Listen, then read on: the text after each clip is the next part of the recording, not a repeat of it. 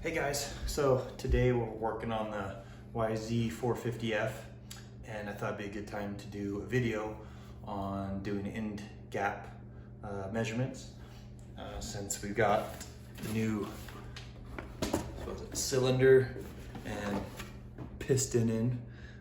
We bought this from Cylinder Works and it comes in a kit. You can get different ones. You can get like a big bore kit, so it comes with a cylinder that's bigger and the piston to match it. We just went with stock on this one. But we just kind of want to do a review of Cylinder Works to see if everything's within spec. It should be just drop in and go. So I'm going to go through the measurements that you need to do to correctly do that so you don't have this happen. This is what came off the bike when we bought it. The guy told us that he didn't properly measure in gap and it expanded and caused it to scuff and score these. Maybe I should explain what end gapping is for those of you who don't know. So you have these rings that go around your piston. So let me pull this out. And you'll see in detail here in a minute when I actually do it and take you through it. So you have the piston, the ring goes around the piston here, and there's going to be this gap when it's in the cylinder, and it's got to be a certain thickness or distance. There's a minimum and a maximum. And anyways, the reason why you want a gap there is as you start the engine and the motor warms up, this ring will expand, and if there's no gap there and the ring expands when it touches each other, it's going to cause the diameter of the ring to get bigger inside the cylinder, and the cylinder doesn't heat up quite as fast as the ring does. It doesn't conduct heat as quickly as this does, I guess. So it's going to get bigger, and it's going to get so big that it starts scratching the inside of your wall there. And I don't know if you can see that. I'll show you a better picture. I'm actually behind the camera, but you can see right here it's all messed up from the ring scuffing up against the side of the cylinder. So that's why we're even here doing this. So I'll pan you down, we'll hop into it and go through it, give you the review on Cylinder Works drop-in kit, and we'll hit it from there.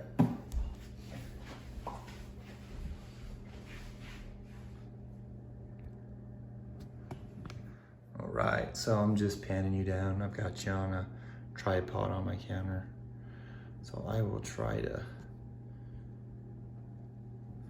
stay within that view there. Hopefully that's good for you. So I don't know if I could tell you because I was in front of the camera before, but see if we can get it. Yeah, see that? So that's from that piston ring swelling up and scratching against the side of the cylinder there. So this cylinder shot, you could possibly take it to a machine shop, bore it out to another bigger size and put a bigger piston in it. The local shop we took it to, I can't remember the name of it, if it was Jensen's or someone else. It was like under $100 more to get a full set. So, I mean, a new cylinder. So we just went ahead and got a new cylinder. And that is right here. This is the piston that we pulled out, which we will need the cylinder. These are the rings. I'll explain these in a second. You'll need the feeler gauges. So these are just finely pieces of metal. They're all measured to these measurements here. So the top is in inches. So you can see that it's 0.4. The bottom's in millimeters, obviously it's written there.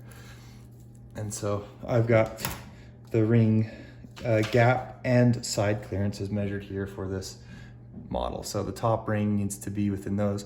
These are all in millimeters. I didn't write down the units.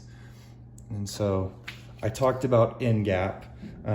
What side gap is when it's in the actual piston, there needs to be a side clearance between the ring and the actual piston. It's like 1/1000th of an inch. I mean, that's why the ones, I don't know if you notice, is super small. You see that there? It's 0.03 millimeters. I mean, I don't even know if I've got a feeler gauge that low. Yeah, that's my lowest one, is 0.03. So I will try to measure that. Well, one of them is that. So that one, if it slides, it should slide. I mean, the bare minimum. It should be tight though. But anyways, let's go ahead and get the cylinder out here.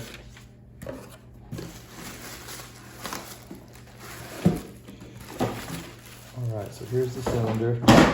That's the box falling off my countertop. Don't worry about that.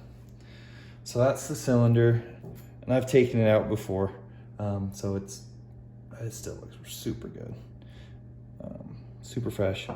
So what we're gonna do is you want to put these rings in the cylinder, and obviously they don't fit right now because they've got to be compressed. So this gap gets smaller here. And what I like to do that is I'm actually going to take the piston, and I'm going to take the ring and put the piston over, the ring over the piston to this first notch. That's not quite 10 millimeters, but it's close enough. That's the gap. That's how far down you want this ring to be in the cylinder when you're measuring that end gap. And it's written, all these specs are written in the manuals, so check your manuals. This is for a YZ450F, a 2003 model. I don't know if it's going to be same for yours. Another side note, these cylinder work kits, the pictures they have, it's a generic picture for a cylinder. So if you're looking for like a different model bike, like a 700 or something that's not a 450 or 250, I'm not sure what they have on the actual site, but it might not look the same as the one you have on there. So be aware of that it's just a generic picture, the one that you're looking at. I know some people were asking questions. I was reading forums about that. So yeah, it should be everything you need for to put a sleeve and piston in. Everything you need should be there. So anyways, let's get to it. So side note, or another important note, on these rings, you'll see there's a letter. See how it says T on there? That has to be facing up when you're installing these on this here ring. And I'll show you the other one. So this is a 4-stroke. 4-strokes only have these rings, they don't have waffle. This is another one. Now on this particular model, these rings are different thicknesses. And in the owner manual, it'll tell you what the thicknesses should be. And so there's an orientation to which these go on here. The thicker one, I believe, goes on, let's see, what one's it? I can't remember, I think it goes on the top. Yeah, so the thicker one fits in the top, doesn't fit in the bottom one here. So top. We just recently did Jared's 250, YZ450, and his thicknesses on those were the exact same. So it was, we had to read to be very careful to make sure we put the right one in, because on his, there was actually a difference in the top and bottom. It wasn't on the thickness, but it was on the lengthwise. I wonder if these have the same. Yeah, you can see it here too. So you can see that there's a length difference. Can you see that? One's a little bit longer than the other one. So you need to make sure you're keeping that aware. And the way we figured it out on his was we had the old ones, and if you look at the ring gaps, this is the bottom one, you'll see one is tight, one tolerance is tighter than the other. So that's typically going to be, so this one here is a little bit tighter than that one, so that one will be the bottom one. So there we go. So we'll go ahead and start the process here and make sure these are within spec. So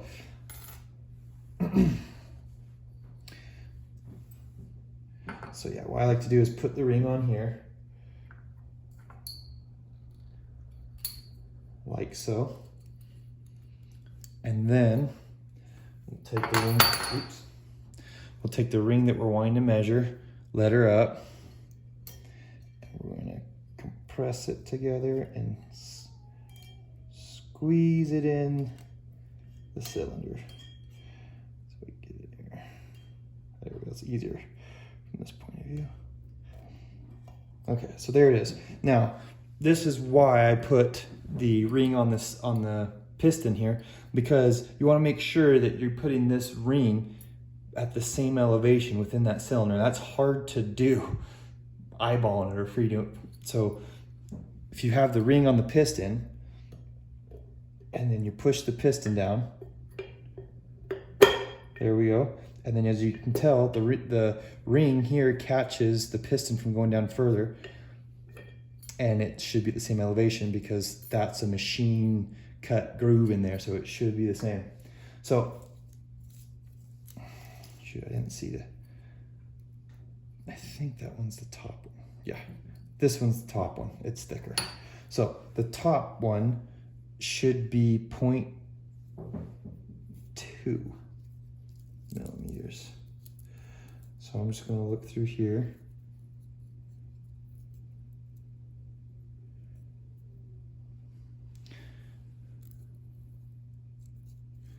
Okay, so I got 0.23, there's 0.2.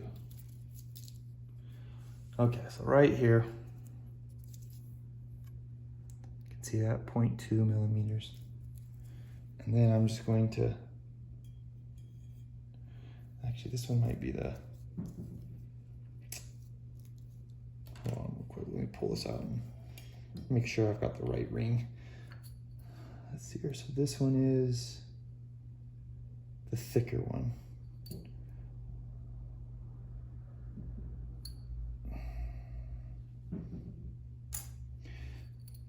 Should have done this before I put it in, I apologize. Okay, let's see here. So the thicker one is, yep, that is top. Okay, it's top in there. Okay, there we go.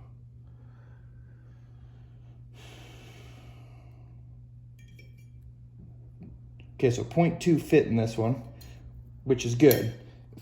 If it didn't fit, that's a problem because that gap would be too small, right? So we do have an upper limit on that second one. You can see that it's 0.3. So we'll try to slide a 0.3 in there. That's the sweet spot where you need to be at anyways.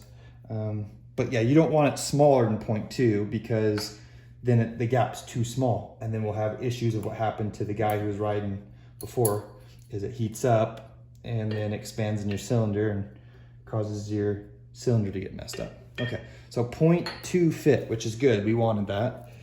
Let's go ahead and go to 0.3. 0.3 should fit, but be tight. There's 0.3. Show the camera. It's nice it has, it's kind of double-edged sword. It's nice it has inches on top and millimeters on bottom, but then sometimes I get guilty of looking at the inches and then, but no, 0.3 millimeters for this. And, ooh, it's close. It fits, but it's pretty good. So, 0.3 fits. Let's see if we can get another one in there. Let's see. What's my next size at? I've got 0.35. I think that might not fit, but it's okay if it's a little bigger. This should give you a sweet spot. Yeah, that one fits too. Okay, let's see I wonder how high it goes. There is a limit on these. I didn't write the limit down on how high you can go, but it's ridiculous how high the gap is. Let's try 0.5 is my next one. 0.5 does not fit. So this one is good. So we'll go ahead and go to the next one. So you just repeat the same process. Be careful not to scuff. So what we'll do is we'll take this one off.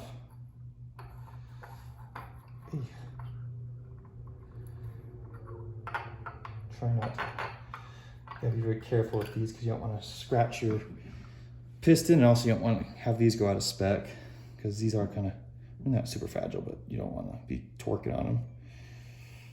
Okay, so that one's there. And then we'll go ahead and do the same thing. Oh, yeah, you can tell this one's a lot thicker material.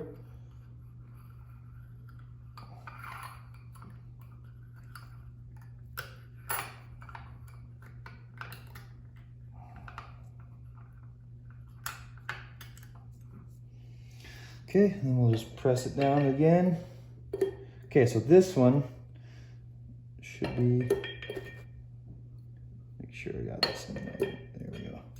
Okay, so now this one, put it on the paper so it doesn't scratch it, is the bottom ring. So 0.35 is our limit. It's a little bit thicker. So let's see if I think I got a 0.35. Yep, 0.35, so this should fit. If this doesn't fit, that's no good. See, 0.35 millimeters. I don't know if you're seeing the gap here, maybe. So see that gap right there? That's what we're measuring. And that fits. Let's try an upper limit 0.5.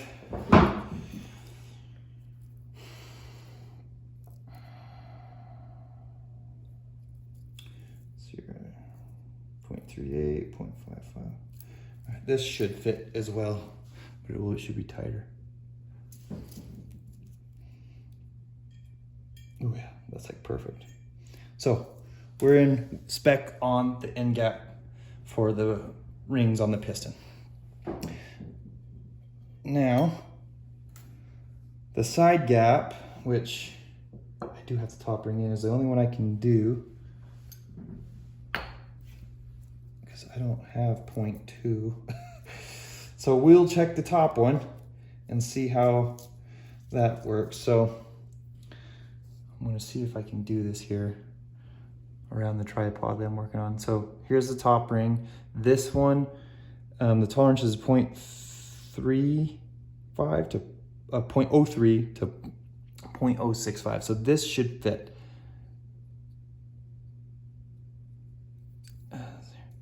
There it is, yeah. Oops, got too far in. There we go. So you press it in. As you can tell, it's in there, and then if you pull it, it should be some friction, but it's going. So 0.03 fits. I think that's almost perfect right there.